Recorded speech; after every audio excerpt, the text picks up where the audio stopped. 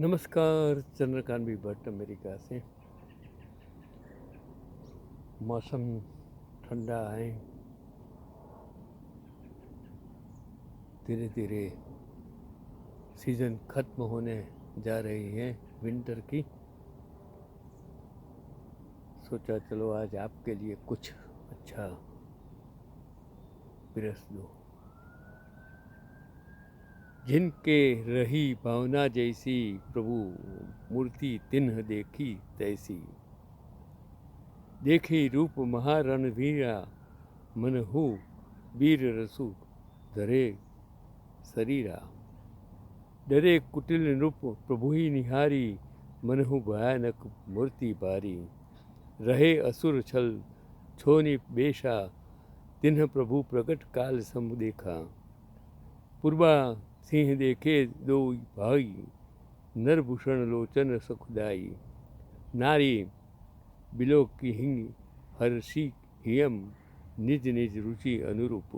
जनु सोहत सुंगार धरी, मूर्ति परम अनुप। बिंदु शन्ह प्रभु विराटमय दिशा, बहु मुख कर पग लोचन सीसा। जनक जाति अवलोक ही कैसे, सजन सगे प्रिय ताग लाग ही जैसे। सहित विदेह बिलोकनी रानी, शिशु संप्रति न जानी जाति बखानी। जोगी परम तत्वमय भाषा, शांत युद्ध सम सहज प्रकाशा। हरि भगत हन देखे दो भरता, इष्ट देव इव सब सुख दाता। राम ही चितव भयम जेहि सिया, सो अनेहु सुखु नहीं कथनिया। उर अनुभविति न कही सोऊ, कवन प्रकार कहे कवि कोई। यही विधि रहा जसी जस भाऊ, तो ही तस देखे कौशल राऊ। मुझे पता नहीं है ये जो भाषा जिसमें भगवान के बारे में लिखा है, लेकिन कभी कभी हमें पता नहीं होता है कि भाषा का ज्ञान कितना ज़रूरी है। तो मैं इसके लिए कहता हूँ कि जो भाषा जो जानते हैं उसको उसका अर्थ समझ में आता है, लेकिन ये जो उस ज़माने में लिखा हुआ मेरा ख्याल है इस भोजपुरी में है, जो भगवान के लिए लिखा है। तो मैंने आपको समझाने के लिए कि भाषा जो जानता है उसको और भाषा के बारे में जानता है, शब्द के बारे में जानता है, वही उसका अर्थ समझ सकेगा। बाकी काले अक्षर भैंस के बराबर, ऐसा मेरा कहने का तात्पर्य है। लेकिन ये भगवान के लिए प्रार्थना है, ऐसा मेरा मानना है। एक और कहानी इसके लिए मैं कहता हूँ कि आपको सिर्फ 2 मिनट लगेंगे मेरी बात सुनने समझने के लिए कि परेल क्षेत्र के प्रसिद्ध टाटा कैंसर अस्पताल के सामने फुटपाथ पर खड़ा एक 30 वर्षीय युवक, मानवता इंसानियत कभी कहाँ से कहाँ इंसान को पहुँचा देता है। हम आज मानवता इंसानियत भूल गए हैं। बेरोजगारी, महंगाई, इन परिस्थितियों में इंसानों की क्या हालत है वो न तो राजकारणियों को, संसद में बैठे लोगों को कुछ मालूम है। सिर्फ सत्ता मिल जाने से सेवा नहीं हो सकती है, ऐसा मेरा मानना है। सेवा के लिए साधु बनने की भी ज़रूरत नहीं है। अगर आप हर इंसान, एक ही इंसान को मदद करेंगे तो दुनिया और देश और भारत की गरीबी मेरे ख्याल से ख़त्म हो जाएगी। तो फुटपाथ पर खड़ा एक 30 वर्षीय युवक नीचे खड़ी भीड़ को टकटकी लगाए देखता रहता था। मृत्यु के द्वार पर खड़े मरीजों के चेहरों पर दिखने वाला वह डर था। उनके रिश्तेदारों की बेबस दौड़ भाग देखकर वह युवक बहुत व्याकुल हो जाता था। ज़्यादातर मरीज बाहर गांव से आए गरीब लोग होते थे।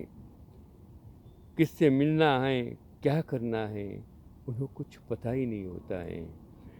यह तक उन्हें पता नहीं होता था कि किसको मिलना है, कहाँ मिलना है, किस तरह अंदर जाना है, कुछ पता ही नहीं होता है। ऐसे गरीब लोग, चिथड़े हाल लोग भी आते थे। न सिर्फ दवा पानी बल्कि उनके पास खाने के लिए भी पैसे नहीं होते थे। यह सब देखकर वह युवक उदास मन से घर लौटता था। उसके मन में बार बार यही विचार आता कि इन लोगों के लिए कुछ करना चाहिए।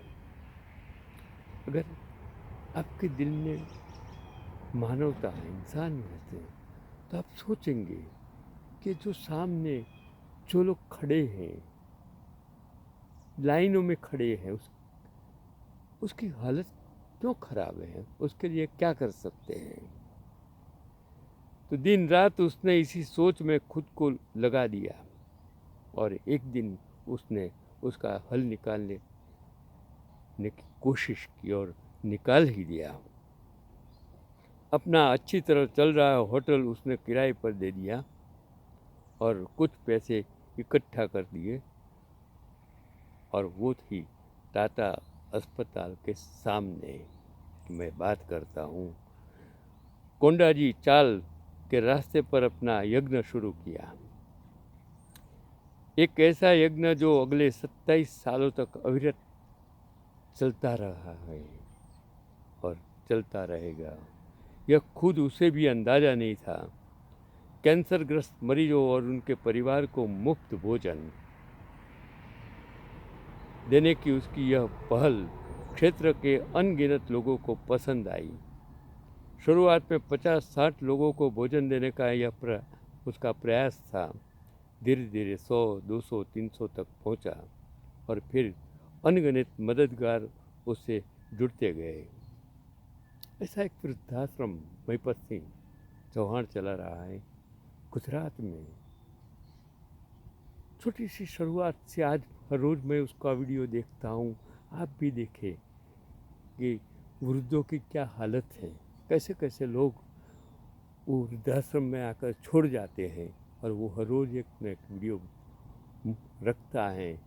उसके जो छोड़ने वाले फिर 2, 3, 4, 5 दिन के बाद उसको लेने के लिए आते हैं और जो दृश्य आपको दिखाई देगा उसमें आपको लगेगा कि इंसानियत, मानवता हम कहाँ छोड़ आए हैं।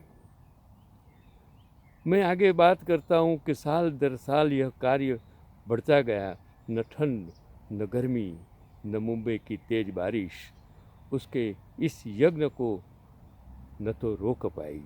धीरे धीरे हर दिन मुफ्त भोजन पाने वालों की संख्या 700 से भी आज ज़्यादा हो गई। हरकचंद सावला सिर्फ यही नहीं रुके। उन्होंने ज़रूरतमंद मरीजों को मुफ्त दवाइयों भी उपलब्ध कराना शुरू किया।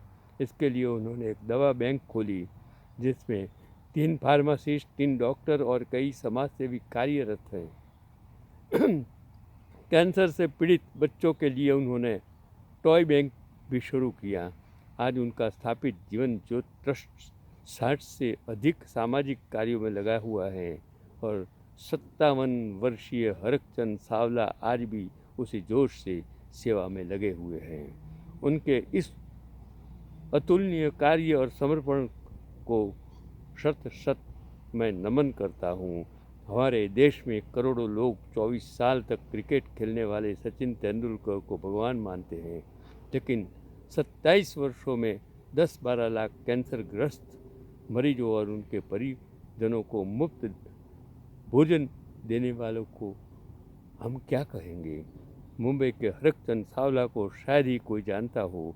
उन्हें भगवान मानना तो दूर, लोग उनका नाम भी नहीं जानते। यह हमारे देश की मीडिया की सच्चाई है।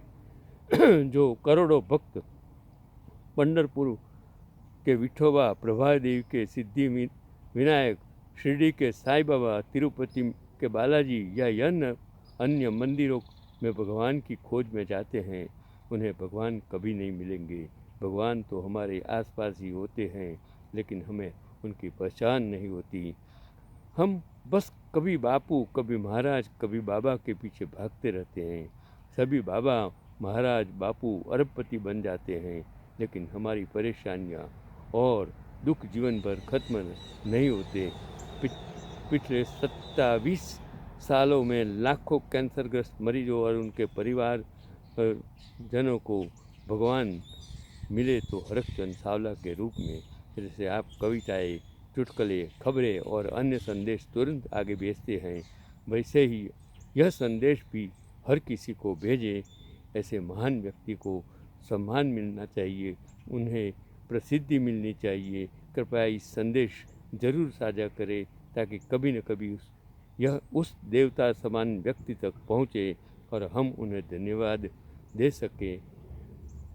इसलिए मेरा आज का वीडियो आप ऐसे समाज सेवी, मुख्य सेवा करने वाले लोगों को मैं समर्पित करता हूँ। अगर आपको अच्छा लगे आप आगे भेजिए।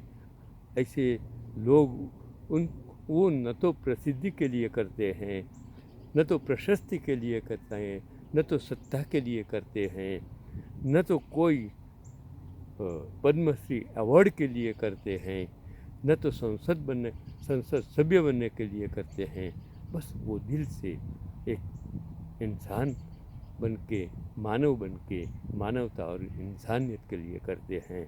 आप भी ऐसा कर सकते हो। चंद्रकांत भट्ट अमेरिका से आपको यही कहता है, पैसा सत्ता कुछ नहीं है। अगर आपके दिल में प्रेम हो, मानवता हो, इंसानियत हो, आपको भगवान को ढूंढने की कभी ज़रूरत नहीं पड़ेगी, ऐसा मेरा मानना है।